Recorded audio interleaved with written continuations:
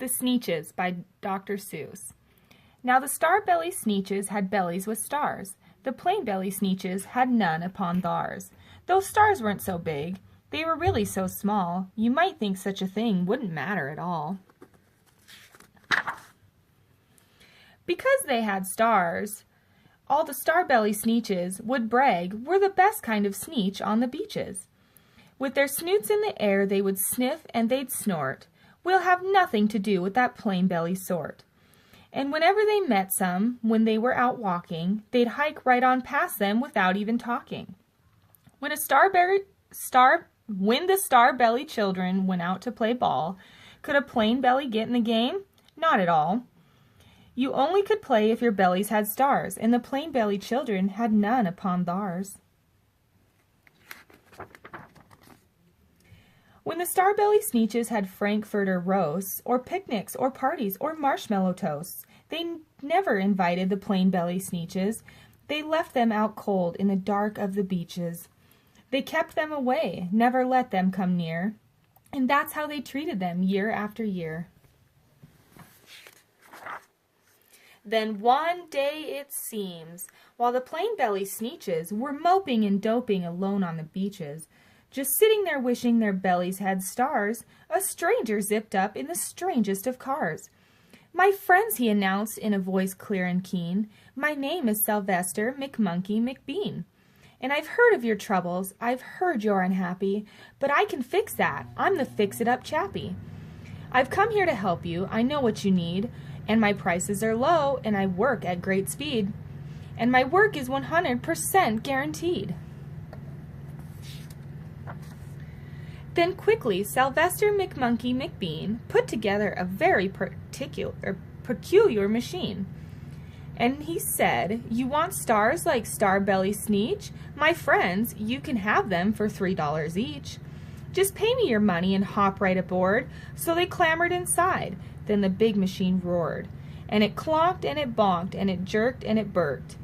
And it bopped them out. But the thing really worked. When the plain-belly Sneetches popped out, they had stars. They actually did. They had stars upon theirs.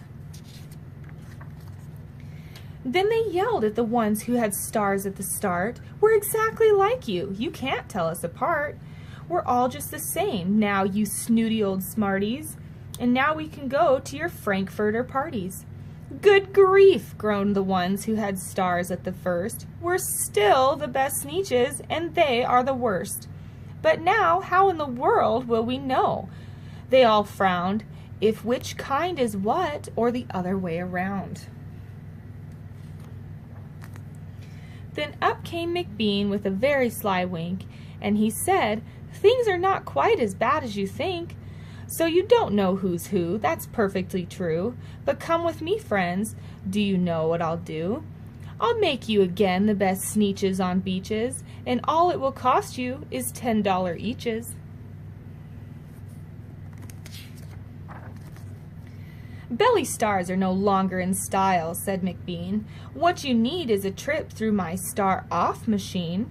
This wondrous contraption will take off your stars, so you won't look like Sneetches who have them on theirs." And that handy machine worked very precisely, removed all the stars from their tummies quite nicely. Then with snoots in the air they paraded about, and they opened their beaks, and they let out a shout. "We know who is who, now there isn't a doubt. The best kind of Sneetches are Sneetches without."